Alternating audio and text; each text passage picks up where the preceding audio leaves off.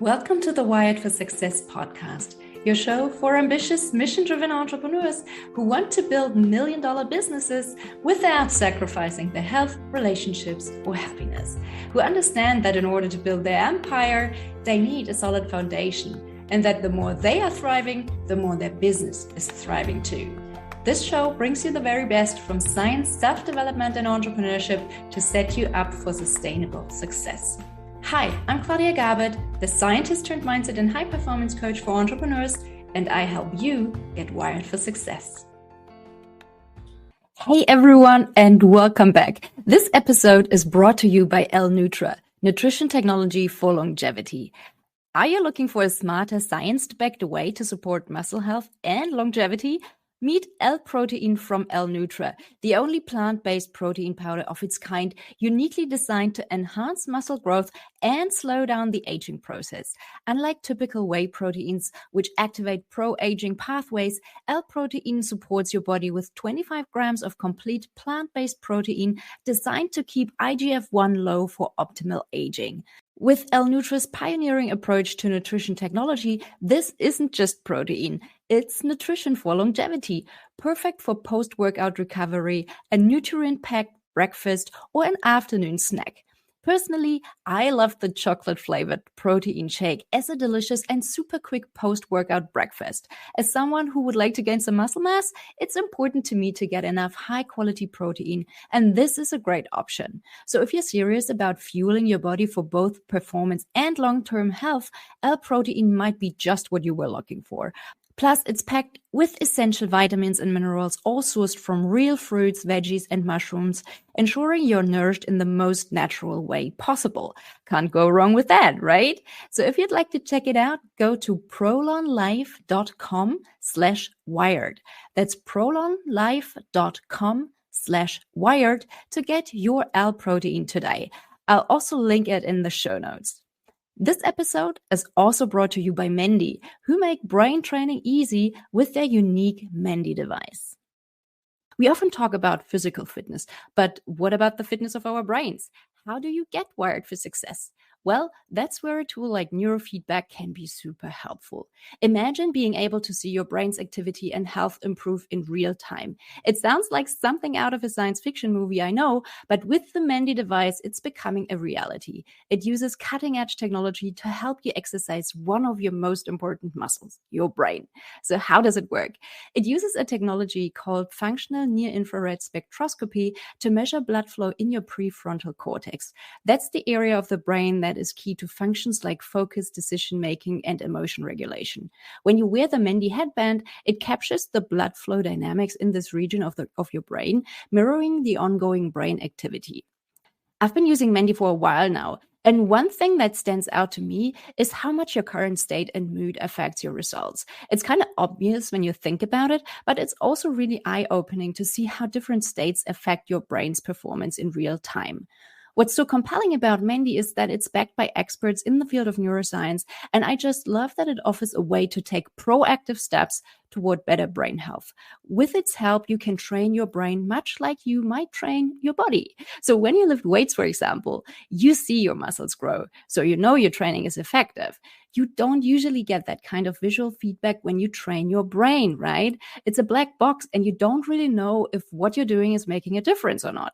And that's where Mendi comes in, because it makes the exercise tangible by turning your neural activity into something that you can visualize and interact with so that you can actually see your progress. The more you train, the stronger those neural pathways become, leading to lasting improvements in mental resilience and cognitive performance.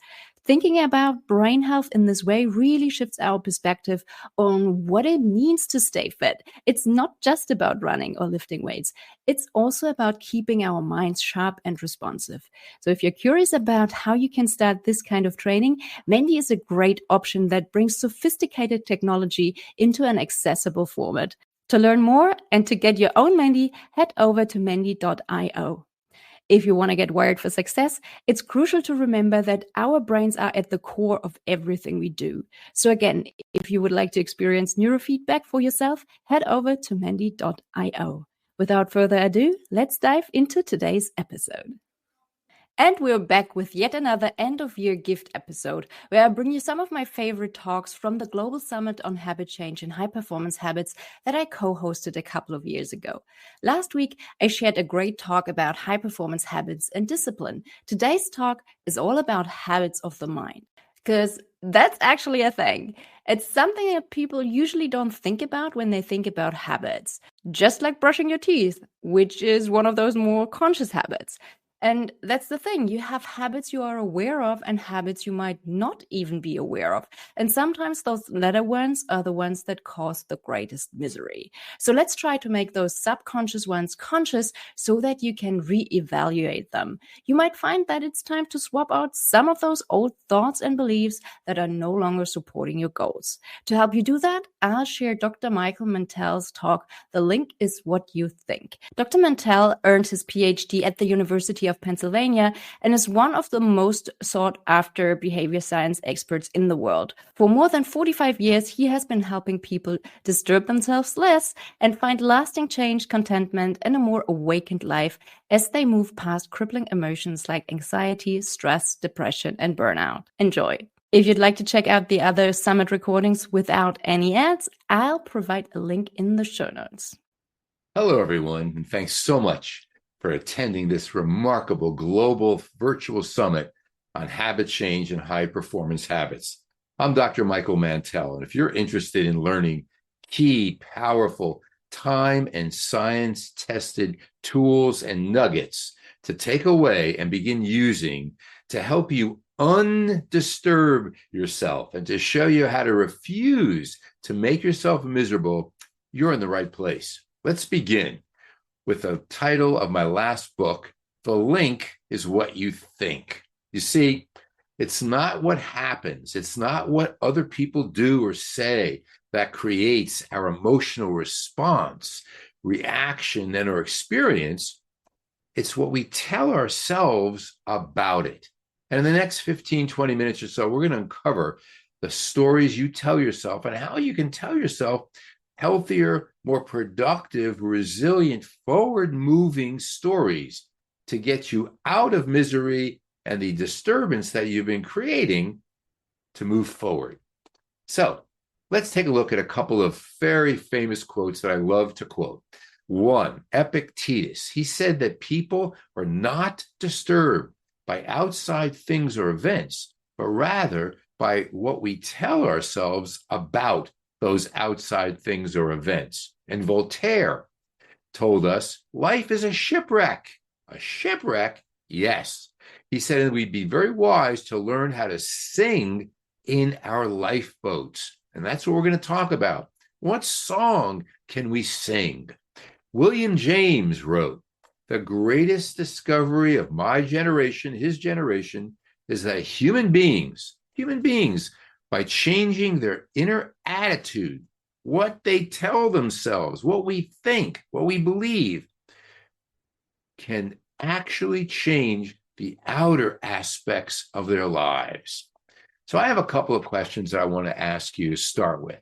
Challenge yourself on these questions. One, do you recognize that you are fully responsible for your feelings and behaviors? What do you mean? My mother, the president, the climate, this one, my wife, my neighbor. No, you are fully responsible. I'll show you what I mean in a moment. Do you avoid demanding perfection, delete catastrophizing and awfulizing, and stay far away from damning and depreciating yourself and other people? Are you self-directed, acting intentionally from your own deeply held and meaningful purpose? Are you mentally untangled with a free mindset to take calculated risks to achieve your goals? A client of mine called me just before this began to tell me she wrote this lovely note to her sister, and her sister called her and told her to F off and was angry and screaming at her. And she said, you know, I've learned from you, I can't change her. Yes. And I've learned from you, Dr. Mantell, I can only change me, the way I look at this. And I told myself, I am not going to disturb myself about what she's doing. Sounds to me like she's already heard this lecture. Let's take a look at things. One, we have, well, look at the computer screen. Up in that corner there, we'll count that as 1, 2, down there is 3, and over there is 4. 1, all of the events that take place in life, good, bad, indifferent, traffic, health issues, financial issues, relationship issues, family issues, you name it. Everything that happens up there. And down there, we have 3 kinds of emotions or feelings. We have anger that goes from homicidal rage all the way to love and affection, endearment. And then we have anxiety, frozen fright. When I was the chief psychologist for the San Diego Police Department many years ago, I was called to a McDonald's where there was a shooting and 27 people were killed, the first real workplace violence that we had seen in America way back in the early 1980s. And I saw this and I froze, that kind of frozen fright anxiety, all the way to relaxation, rest, calm. And then we have depression, suicidal depression, all the way to joy and happiness and celebration. And then we have over here our behaviors, our reactions. So events, feelings, reactions. And we often think, she made me feel this way. That made me feel this way. It got me angry. It made me depressed. It made me this. It scared me. We have 1, 3, and 4. We've left off 2. What could that be? The link is what you think. What you think. 2 are your thoughts about events. If you want complete control over your emotional well-being, that's where it begins. It doesn't begin there. Change, they got me, to I thought about it this way and made myself. The key question, the simple nugget to take away so far, when you find yourself having some unhealthy negative emotion, what am I thinking about this situation that's making me feel this way? What am I thinking about this that's making me feel this way? I'll say it again. What am I thinking that's making me feel this way? So Albert Ellis, my teacher, my mentor, kind enough to write a nice blurb on the back cover of my very first book in 1988. I call it cut to it coaching, no BS coaching, is a type of psychological education. It's not therapy.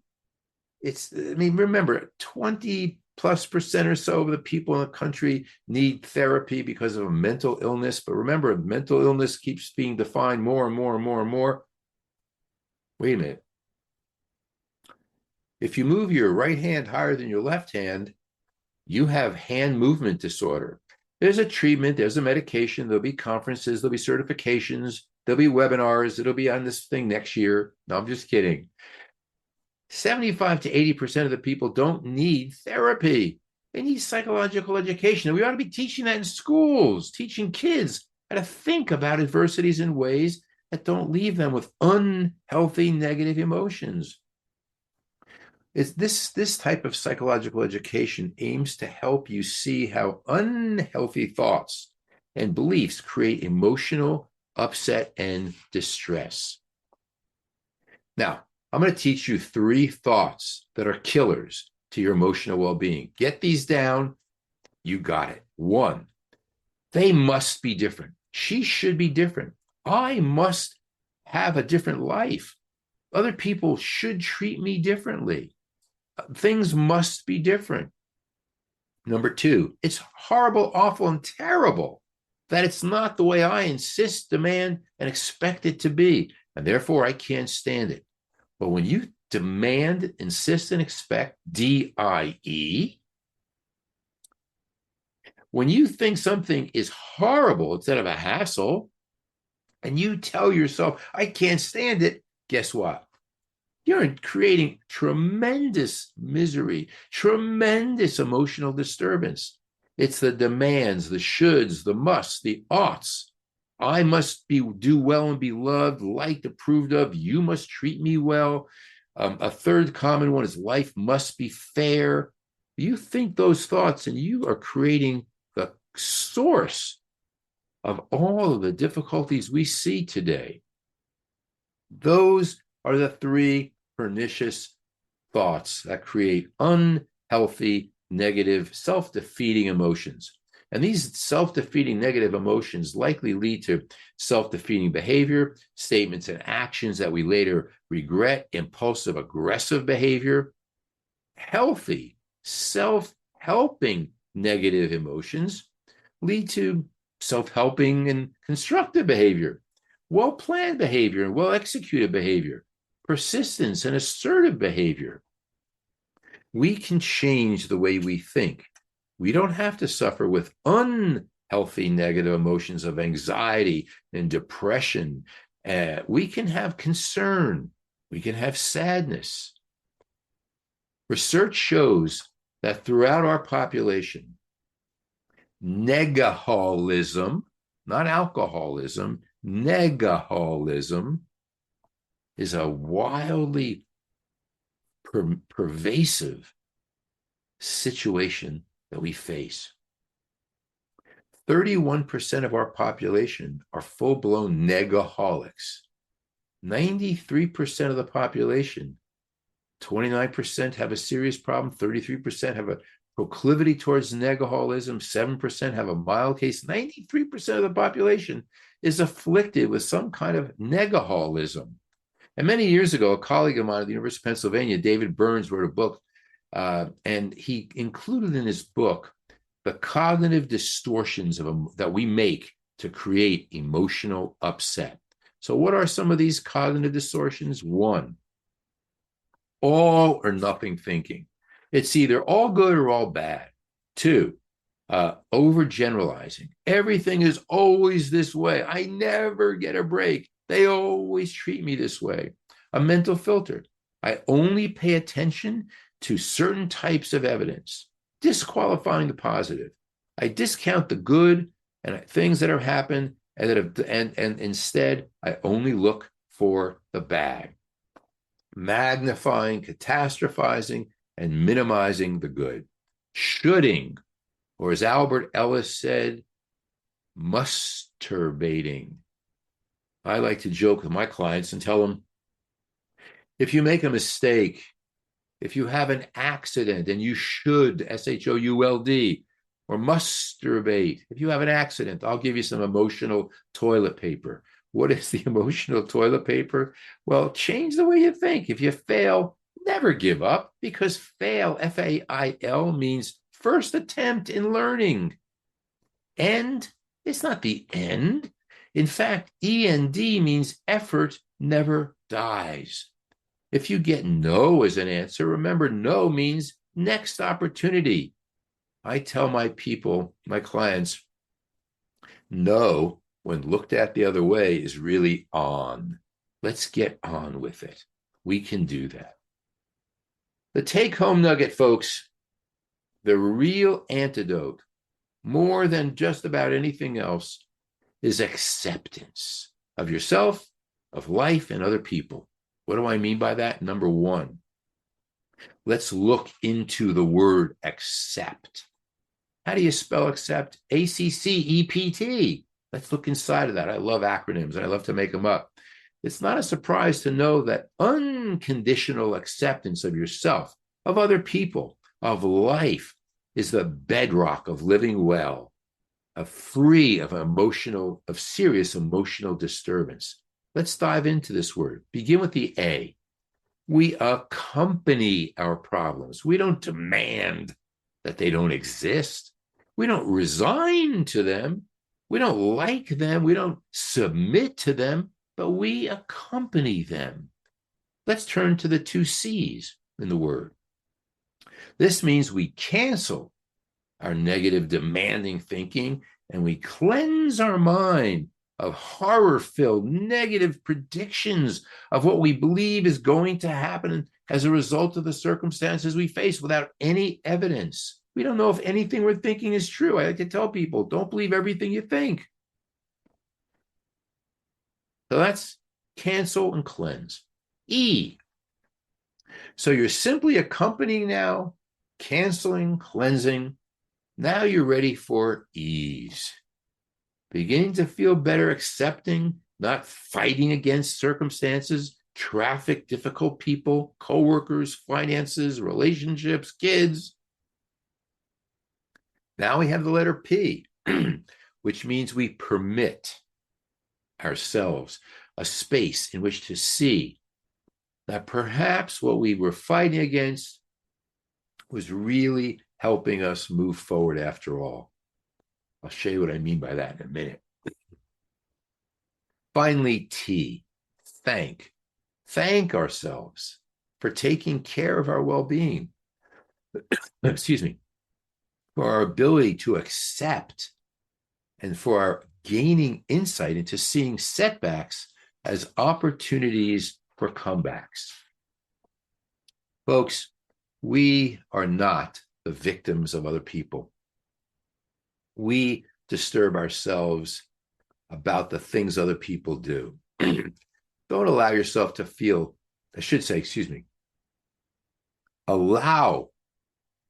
allow yourself to feel healthy, negative emotions, concern, not anxiety, sadness, not depression, annoyance, not anger. Keep your wants and desires, but give up those demands.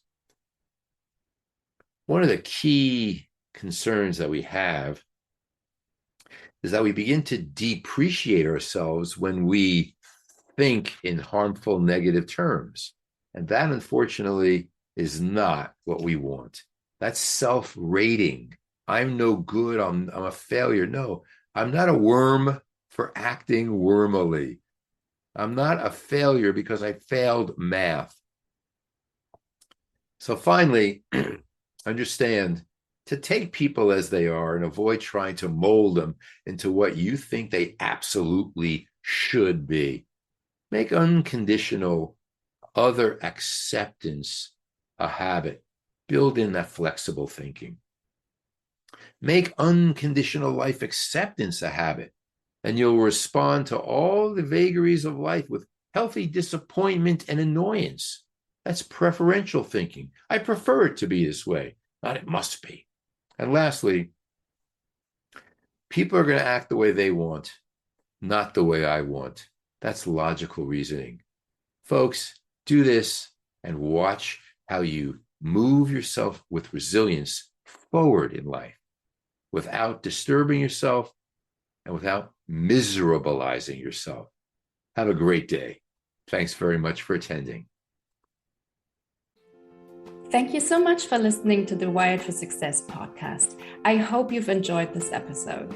If you did, please take a sec to rate and review my show or share it with a friend. That way you can support the show and help me reach and support other entrepreneurs like yourself as well. If you would like my help to figure out how you can go from overwhelmed and overworked hustler to empowered and confident leader, check out my website at www.wiredforsuccess.solutions and book a free 20-minute strategy session with me. Can't wait to help you get wired for success. Until next time, take care. Bye.